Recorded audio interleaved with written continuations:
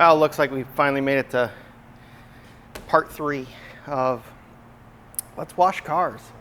4th of July is coming up here really quick, so I might be able to get one more video out before the 4th. So, but in case I don't and I miss you guys, happy 4th of July. Stay safe. You know, try not to burn your house down. Jeep. So far I've been doing 1 car a day. These videos are hard to edit. You know, one thing you got to really pay attention to with these YouTubers, that kind of stuff, how much time it actually takes for them to go through and edit. Now, I could do a lot more editing. You know, watching those last couple of videos, I've seen there's a lot of dead spots in there that I could cut out, and you know, you literally watch the video that you make dozens of times to make sure the transitions are right, and this is right, and that's right. And I mean, at least me, I don't know, I can't speak for all YouTubers, but that's the way it is for me right now, is I'm watching them dozens of times just to make sure that they're right. And then even on the drive home last night after I uploaded it, I'm thinking to myself, like, oh, I should have, you know, you're always wanting to change it. And you know, and I guess that's probably the case for, you know, probably most of the YouTubers out there. They probably feel the same way, like, oh, I could have done this better, changed that. Anyways, so, you know, something to think about when you get to the end of the video and you got the little thumbs up, thumbs down thing. Maybe, you know, click the thumbs up if you like it. No, just a suggestion. Anyways, we're filling up tires, checking the fluids, getting the Jeep ready to go, get washed up, fueled up. I'm gonna do the same thing with this one. Right now I'm just setting tire pressures. I'm gonna pull it up, we'll check the oil, we'll do a little walk around like we did on the other 2, and I'll show you the cool stuff about this Jeep. All right, guys, let me get these tires filled up. All right, got all the tires filled up here. As I was doing that, kind of made me think, like, you know, do a lot of people know that you're supposed to follow the air pressure that the manufacturer recommends? You know, I would like to think, yeah, but then it brings me back to an argument I had with my sister one year at Christmas. So when you're filling up air pressure in your car, always look at the tire sticker in the door jamb. Now, as long as the tire size is the same as what's on the sticker in there, set it to what the sticker tells you. It doesn't matter what brand it is, doesn't matter anything. And in fact, if the tire size is close to what it is in the sticker, meaning like maybe the sidewall aspect is you know, one off or something like that, still set it to that. That is the best air pressure you could put in whatever vehicle you're driving. Now, I know what you're thinking, like, okay, what happens when you put wheels and tires like what I did on the Camaro? Good rule of thumb on that, at least for me, this is what I've always done. I start out with 35 PSI, right? 35 PSI, drive the car. You're gonna need to drive it for quite a while, a couple thousand miles. Then what you're gonna wanna pay attention to is when you first put the tires on, how much tread was across the entire tread pattern. So from each side, outer, inner, and center. And then what you're gonna look for is you're gonna look for what's wearing first. Is it the outer and the inner wearing first, or is it the center wearing first? Now, if it's the center wearing first, you have too much tire pressure. The pressure's so high that the tire is actually shaped like this, right? And then if the tire pressure's too low, the tire's shaped like this. So the tire is actually riding on the inner and the outer part of the tire, and the middle is actually kind of bowed in like this. And then from there, you can adjust your tire pressures up and down, and keep watching it, you want it as flat as possible. You want as much contact to the ground as possible. Now, when you look at a tire and it tells you max tire pressure, that's just the max tire pressure that tire can actually hold. That's not what tire pressure you put the tire at, right? Because BF Goodrich didn't say, well, this tire is gonna go on a Jeep Rubicon. No, they just build a whole bunch of tires, and then whoever wants to put this on whatever they're going to put it on, then you adjust the tires accordingly.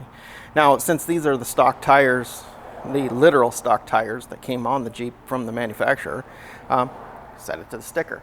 Now this truck is going to get 37s and air lockers, so that's the last few things I have to do to this Jeep. Air lockers, front and rear. It does have lockers on it now. Later when we go to do that, I'll explain why I'm going to change it to air lockers, but that's the plan. We're going to change it to air lockers. I'm going to put 37s on it. At that point, I'm going to probably change the wheels. These are the stock wheels that the Jeep came with, because when we did the lift on this, they recommended a certain offset for the wheel. This wheel obviously wasn't that offset that they recommended, so we put spacers behind it. Don't really recommend spacers, but you can do it.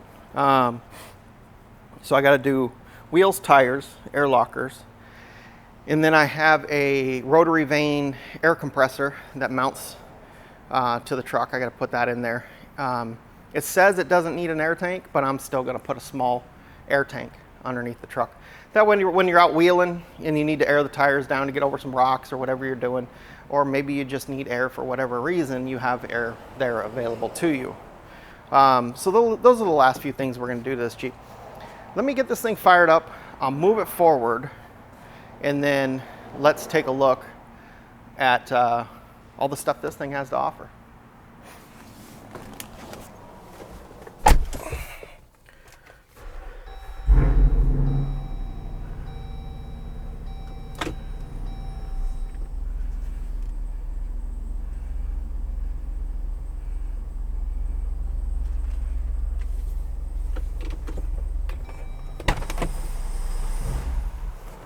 Pretty cool Jeep. When we got this thing, I was pretty excited about it. First ever factory big block V8 Jeep. Before you could always get the engine swaps, that kind of stuff. This is factory 392. It's a little bit different. I'll show you some of the differences between this Jeep and your regular Rubicon. They had to change this one up a little bit to fit that V8 a little bit better. So let me get you off the stand. We'll do a little walk around and let's see this thing. So first off, let's just go to the back because this whole thing is awesome. You got your off-road jack down here, fuel and water, a basket up there to put all your stuff in, your back tire still. It even still has the backup camera. It does have backup sensors as well. You can see in the bumper. There they are. Pretty cool back bumper. This thing is heavy. In the back, that back bumper is so heavy. You can kind of see it if you look at the Jeep. It kind of actually sits down in the back a little bit just due to how heavy that stupid thing is. But it does open up, it swings open. So you reach down here and grab this handle, pull it up, and it's really swings open really easy. So you can still get in the back of the Jeep really easy, there's no problems. And then it's got a locking pin right there. So as it opens, I don't want to let it do it because I can't two-hand this thing. But that pin will pop down into the bumper. And so that way it doesn't fly around and hit the side of your car or hit somebody else's car. And then of course it clicks in there real well. So that's a pretty cool upgrade. I really kind of dig that. These are more for, you know, kind of looks, especially for us. You know, we're probably never going to put anything in those, but you never know, maybe someday. Walking down the side of the vehicle here, you see it's the four-door version of it.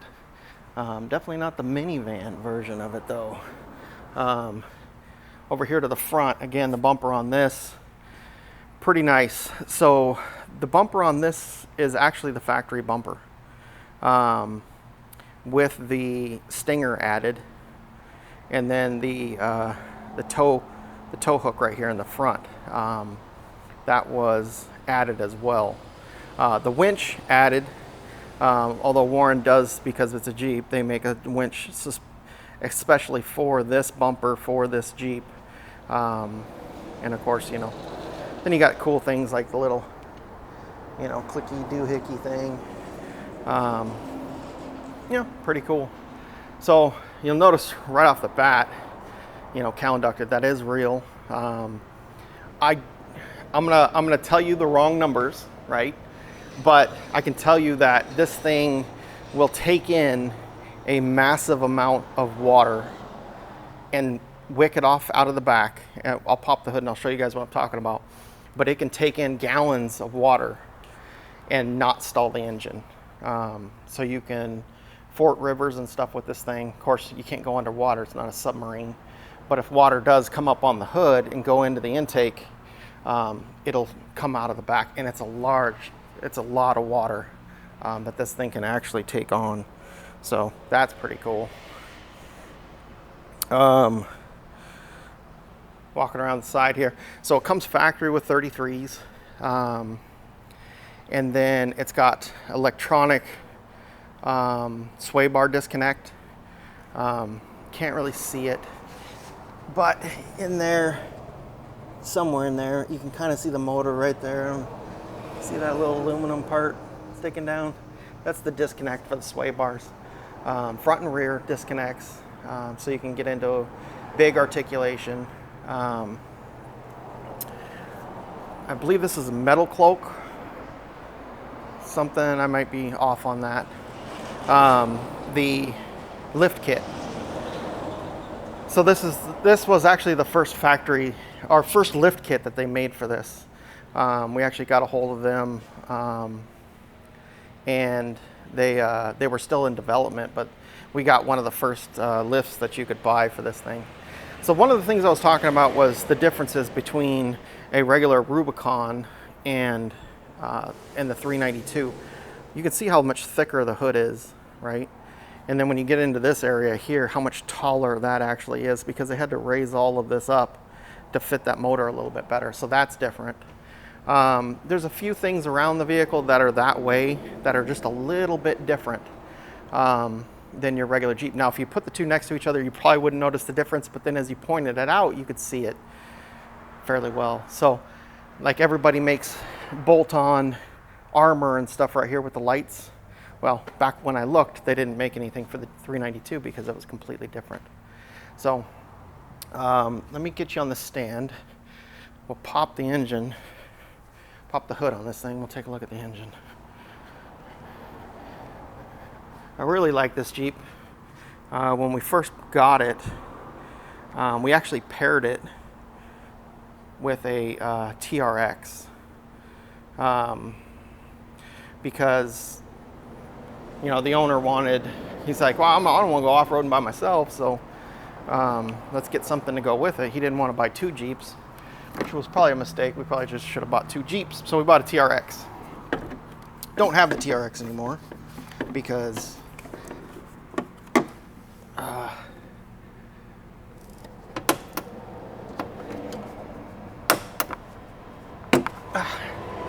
it was just way too big. We took the TRX off-road, and this thing would go anywhere. The TRX was really struggling, just too big. If you want a good desert runner that's just massive amounts of power, sure, TRX is awesome. In fact, I remember when we picked it up from the dealership, I was driving it down the freeway, and I thought, all right, let's see what this thing has to offer. I nailed it, and it pulled the front end of the truck up, and it torque steered. I was like, holy crap, this thing's awesome. So this is what I was talking about. Let me get you off the stand and get you in here a little closer. So this is what I was talking about with that water wicking. So you can see, they call it Jeep Hydro Guide. Anyways, as the water comes through up here, it'll go down and then out of those baffles there in the back. You got one over here as well that the water can spill out of. And then this is actually where it picks the air up for the engine. So That's pretty cool. I thought that was a neat addition to the vehicle. Pretty neat. And all this is factory. The only thing that's not factory on this is the bumpers and the lift kit and that kind of stuff. So $392 straight from the factory. Really stuffed in there. I mean, this thing is in there. But we've beat on this thing pretty good. And with the exception of the diff lockers getting stuck, one of the reasons I'm gonna put air lockers on it, nothing really happened to it. So interior, now this is just your typical Jeep. So, I mean, it is your really nice Jeep. You know, Rubicon 392 seats, all leather. There's about 15 bajillion different tops you can get with this thing. This does have the rag top, so this rag top goes all the way to the back. And of course, in true Jeep fashion, the whole top can be removed from this vehicle. If you don't want to do that, just these side panels right here can be removed, and then you can do the rag top open. It's almost at that point like having a complete open roof. Although I've never taken those out, but we have had the roof slit all the way back. Pretty cool. You can see I already have the GoPros and stuff in here. I'm, you know, getting ready to go. Try not to waste any time today because I do have 2 more vehicles after this I gotta clean and fuel. But touch screen, Apple CarPlay, Android Auto, that kind of stuff. Chrysler's infotainment is really nice. This is kind of neat. If you look here, you can see it's got all the auxiliaries that you can add to it. So if you have out lighting on the outside, that kind of stuff, you have all of that. If you look on this side, you have, sorry, let me try and get you guys lined up here. You got your front and rear sway bar disconnect, off-road plus sway bar. Oh, this is your lockers. Sorry. This is your diff lockers. This is your sway bar disconnect over here. Off-road plus, I don't know, whatever. Pretty neat. And then automatic, of course, with your gearbox there. Everything else, you know, is pretty standard Jeep. If you were to go look at, you know, high-end version Rubicon, we did get these little packs and stuff for the backs of the seats so you can take more stuff with you. Again, leather in the back. They're not embroidered with the 392, but they're just as nice. So the rest is just kind of, you know, Jeep life. So pretty cool Jeep. This thing makes 500 horsepower and is an absolute rocket ship. Really fun to drive. However, you know, remember, it is a Jeep Wrangler, so lifted, driving it down the highway, you know, you're driving it. When you hear somebody say, you know, they really got to drive the vehicle, it means they can't just sit there and relax and the vehicle just kind of goes straight and, you know, does what it's supposed to do. These you're really kind of, you know, keeping it in its lane, paying attention to what's going on. It's, you know, it's a Jeep thing. That's what I hear everybody say, at least. Cool, fun Jeep though. The owner's actually talking about taking this one back east because the roads back there are pretty rough, and in the wintertime, you know, it gets pretty rough. He's thinking about it. Not a bad idea, honestly. Yeah, so let's go get this thing washed up. This is supposed to be in more. I don't know why it's not. Maybe I'll grab the controller for this thing. I've never actually used it. What you're supposed to do is you're supposed to put this like this, and then you run it in kind of tight against this Factor 55, whatever. This whole thing's aftermarket as well. So let me get that all done. Let me get you guys into the Jeep. We'll get running down to the car wash. This thing's got a really cool sounding exhaust. Actually, let's, if you want, let's go ahead and do that right now.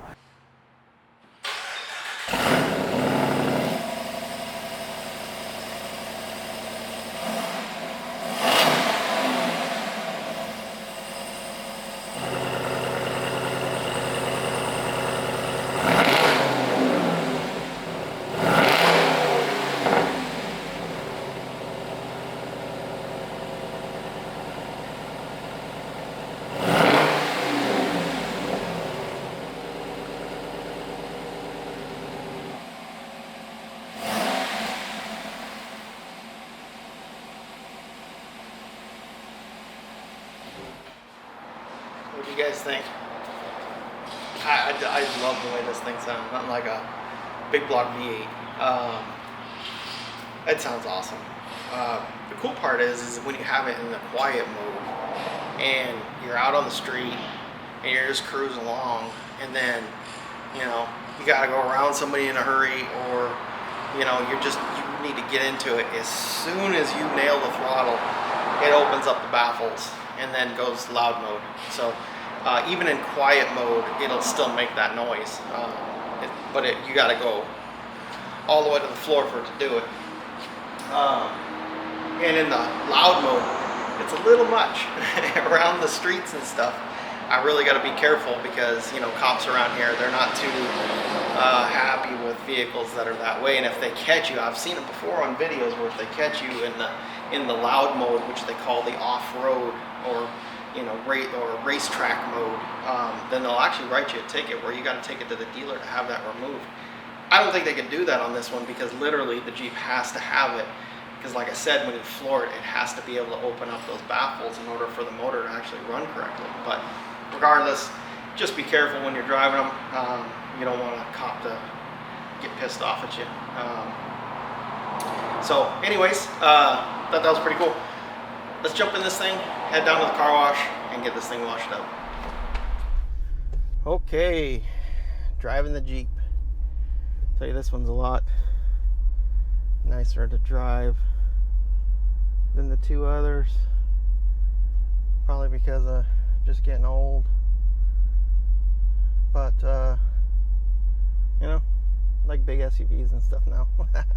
Used to be into Fox body Mustangs and Chevelles and Malibus and Novas.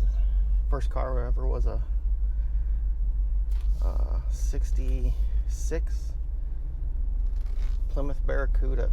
Sorry, I'm just waiting for this truck. This is a rough turn, so surprised he made it out without anybody honking at him. Alright. This one is a lot more fun to drive too because 500 horsepower. A little droney on the inside right now because I got the exhaust on the hot mode.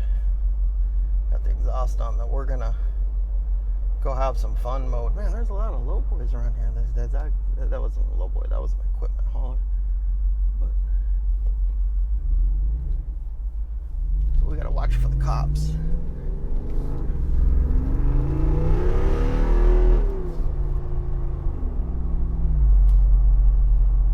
The exhaust on this does get a little bit crackly, if crackly is a word. But you gotta remember, this thing's not very long, so the exhaust doesn't have a lot of room to travel. Dang it! How do we have? What time is it? 11:41, and we've got traffic. Ridiculous.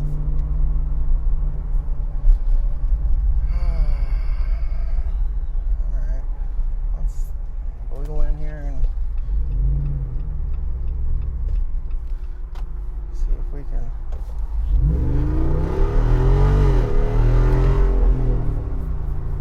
There we go. That's what 500 horsepower is good for. This thing is a blast. It is a lot of fun on and off road. I think we're going to take it off-roading this 4th, so that'll be fun. Probably go up to, I don't know, I heard Gorman has been on fires. I don't know if we'll go there or we'll go somewhere else, but need to at least take a day and take this thing out. Oh, like I was saying before too, we bought a TRX to match up with it, and then later we actually put in an order for another one of these in Sarge green with the black grill, because I got the option of, he let me choose the color on it.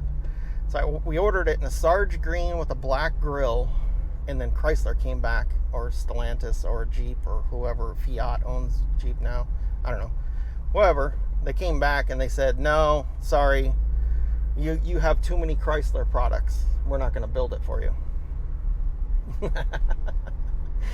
What the heck? I mean, at the time, we had a 31500s, a 3500, a Jeep Grand Wagoneer, a Jeep Rubicon. So maybe we had a lot of Chrysler products, but I don't know what they thought. But they said, no, you have too many, so we're not going to build you one. I don't know if have you guys ever gotten to that situation where the manufacturer told you bought too many of their cars at once, so you can't have any more.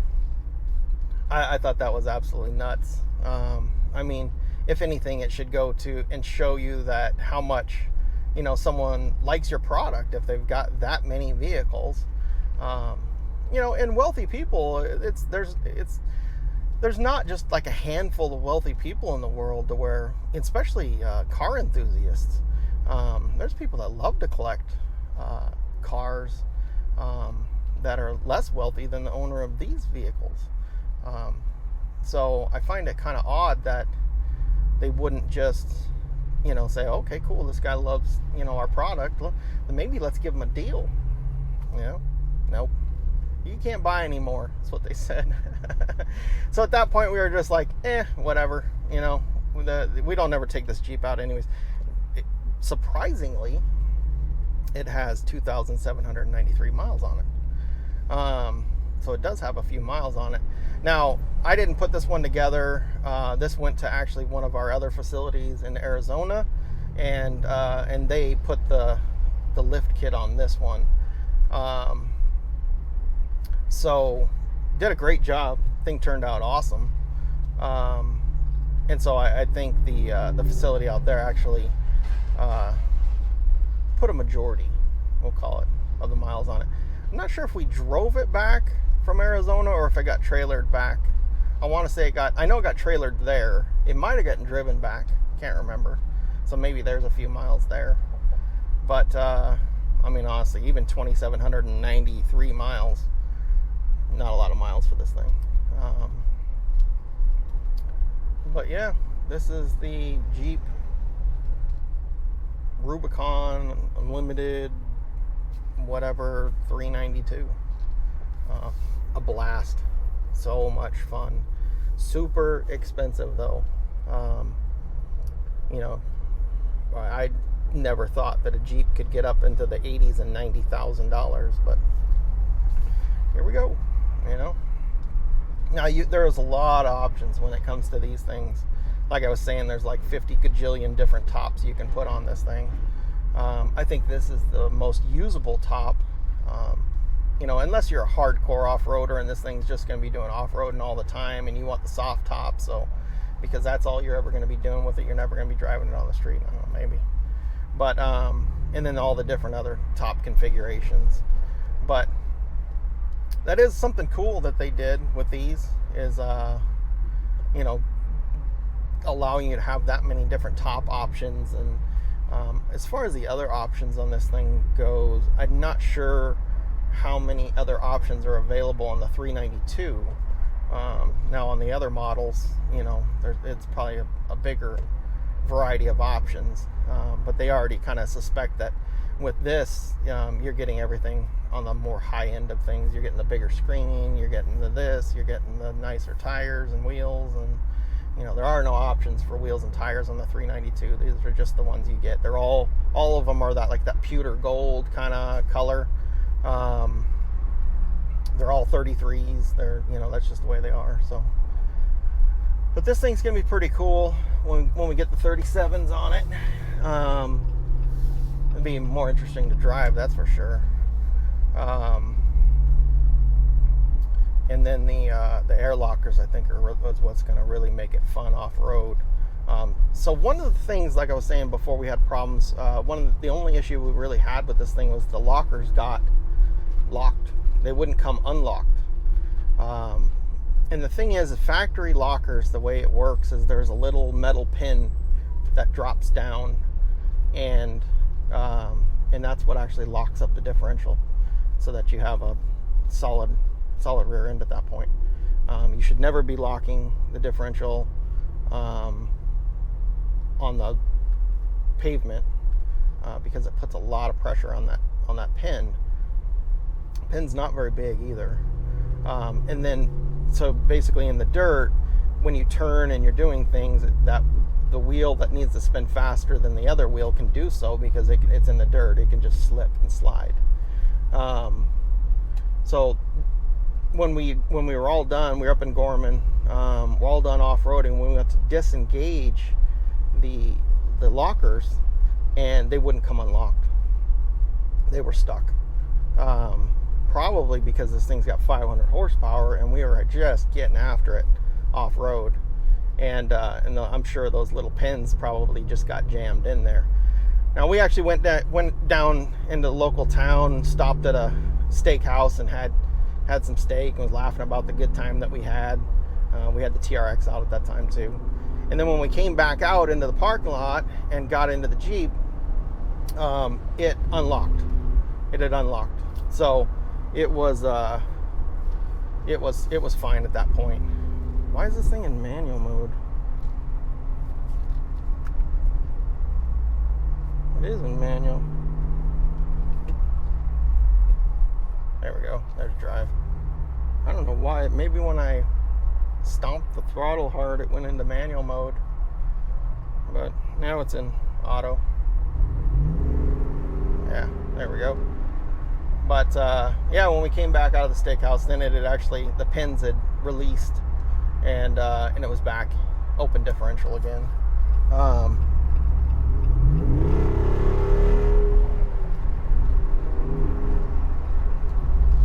So one of the reasons why I want to update to the air lockers, so we don't have that problem going into the future.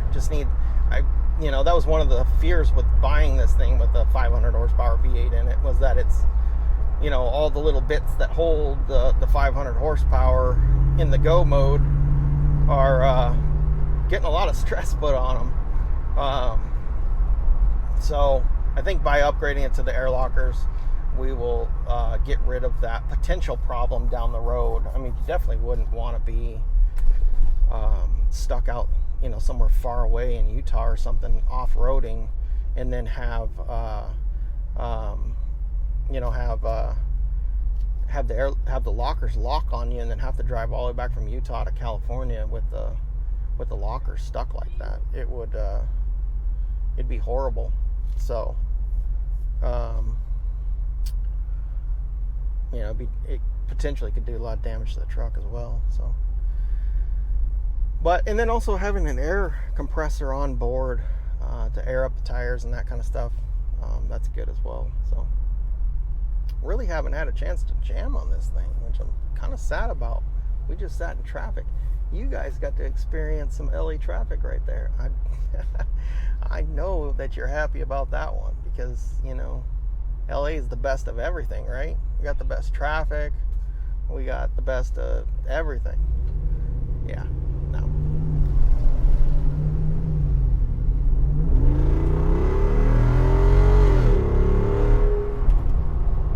See what I'm saying? Like, the thing is fast, but it's not so breakneck fast that you can't, that it's, just gonna be a wild rocket ship. Off the line from a dead stop, it is wicked fast, but then breakneck fast. But then as you get some speed under you, then it's just fast. It's like, I compare it to, I don't know, it's a hard comparison. It's just quick, we'll call it that, after it's rolling. I'm telling you, it'll snap your neck coming off a signal light, which is pretty cool. The Jeep all around is neat.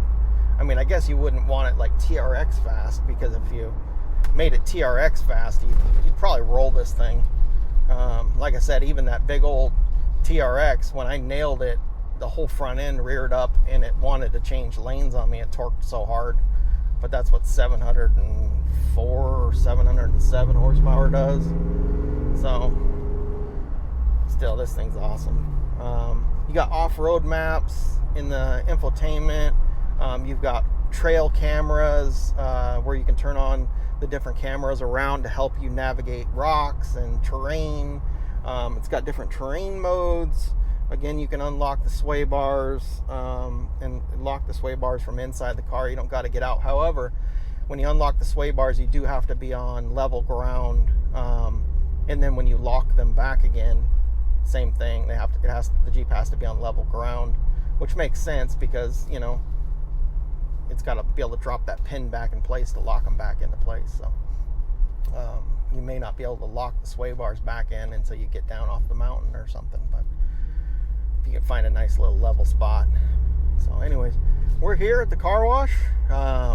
This one, like I said, is a hand wash, so they're going to take this thing and wash it. I'm going to turn the cameras off, go sit down and have a soda, and I'll see you guys on the other side. Well, that didn't really go as planned. You know, wanted to get it washed. So when I got to the wash, they were all at lunch, which is, I don't know, surprising, but I guess not so much these days because, well, it seems like nobody really wants to work. So maybe they didn't have like a shift they could, because usually what will happen is like half your guys will go to lunch and the other half stays there and does their job. That half comes back, the next half goes to lunch. I don't know. Anyways, got there, waited around for like 10-15 minutes. There was literally like no workers. I don't even know where they were. Maybe they were in some kind of meeting. I don't know. There were people there, you know, but I couldn't even check the thing in. And so I looked at my watch.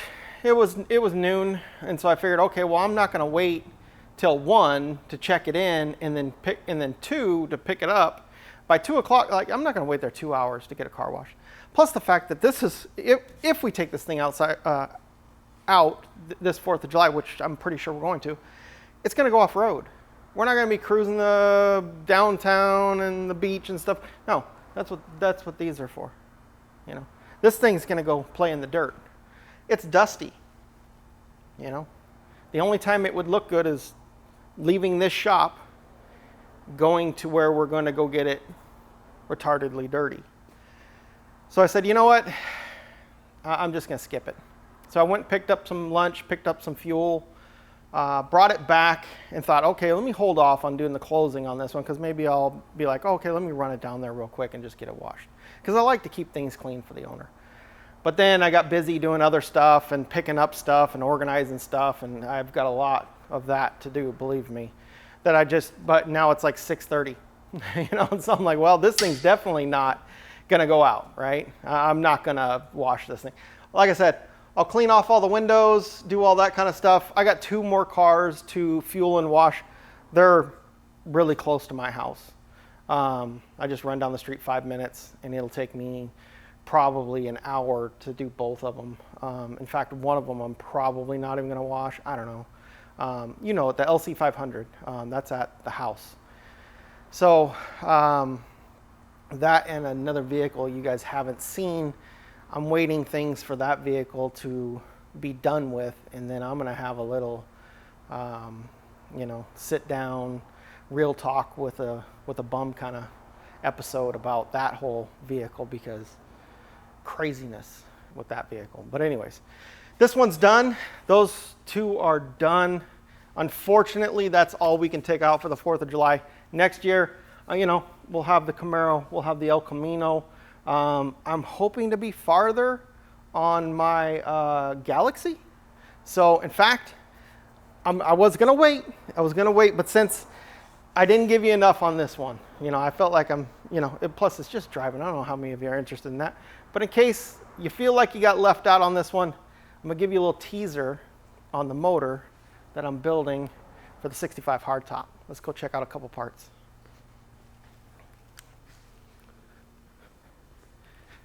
So back over here, I had pulled them out because a buddy of mine had come over, and sorry, it's a bit dark back here, and there's a path you have to take between the hoists. So this is just a little teaser. So that's the intake manifold for the 302. And then if you look at the box that it's sitting on, if you're a car guy, You can probably figure out what that is. Here, let me zoom in on that sticker right there. Can you read that? Oh, don't want to give you too much. But if you look, doesn't this look real reminiscent of what? I can't let it go because it'll fall. But doesn't that look real reminiscent of what's on the Camaro? Yeah, I thought that's cool. Look how tall that is. And the reason that's so tall is because on a Ford, distributor sits right there. So they had to raise up the runners. Now I've done some measuring, you know, it's the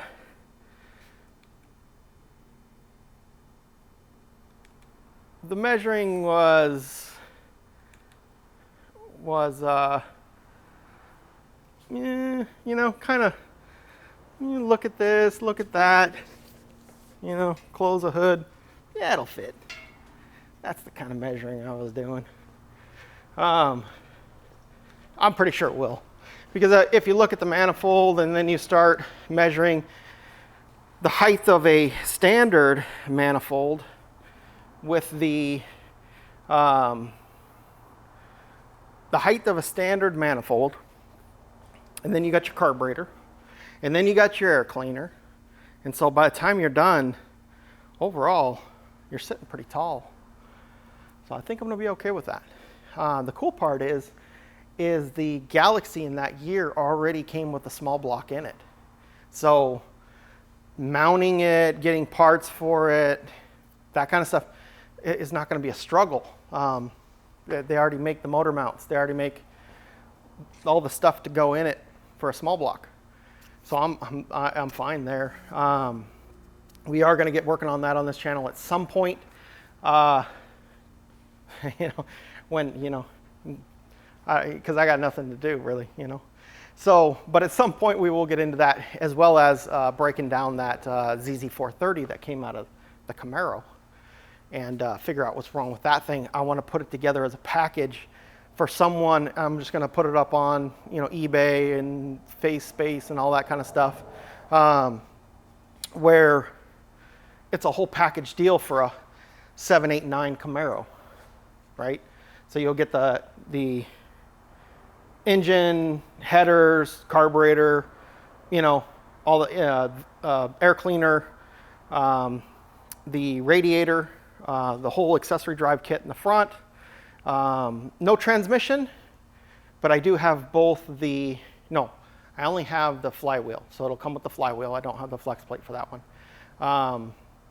I do have a bell housing that'll fit that goes onto a Tremec, so I'll add that as an option if somebody wants that, in case they're going to do a Tremec transmission. I'll have like a little separate deal, but I also have a fuel tank for that motor for the Camaro. So pretty much it'll be, you know, an inclusive package deal for someone that has a 789 60s Camaro. So should fit pretty well. You know, a lot of people are redoing those cars right now, so that takes a lot of thought out of the process. I'm even thinking of, after I'm done with the motor, sending it down to a dyno, so that way I can get the dyno specs on the engine. That way I'm selling a motor that's been on a dyno. They can see what it's making for power. Everything's been confirmed, and they're getting, you know, a good motor. It's not just some unknown spray painted clean, you know, engine. So that, and I'm going to document the whole thing, so they'll be able to go on my channel, check it out. Anyways, lots of things to come on the channel. I thought that was a cool little teaser since we didn't get very far with this one. That's going to be a fun build. Can't wait for that. But next year, we'll have the pick of the litter, really. We'll have all these. We'll have the Camaro. We'll have the El Camino. Hopefully my 65 will be up and going by then. Definitely have the 7-liter will be done. There'll be a lot of cars to drive next year for the 4th and all the other holidays and all the other events. Like I said, I want to go to Power Tour East Coast and Power Tour West Coast, as well as the duct tape drags. Maybe even some other events like Sick Week and that kind of stuff. I don't know. We'll see how it goes. I know this year is pretty packed up tight. I'm struggling to try and make Power Tour West and duct tape drags. So those are the two that I'm really pushing to try and get this channel to this year. And they're toward the end of the year. So I'll have both of these cars, the El Camino and the Camaro, as another little teaser. I'm really thinking about putting the trailer hitch on the back of the El Camino and pulling the aluminum trailer with the 65 hardtop on top of it to the duct tape drags. One, to have it out there, and then two, I was thinking I'd put some little skinny tires in the back and maybe put it in Derek's burnout contest. I don't know. You know, that'd be pretty cool. Definitely don't want to hurt the car because it is very clean. There's no rust, that kind of stuff. I don't really want to tear up the inner fender wells. So blowing up tires, not really into that. But I can put some skinnies on it and do some burnouts, have a good time. And of course, it's all stickered up from last year. So maybe it'll promote the channel a little bit more. Anyways, thank you guys for watching. Please like and subscribe. And as always, guys, until next time.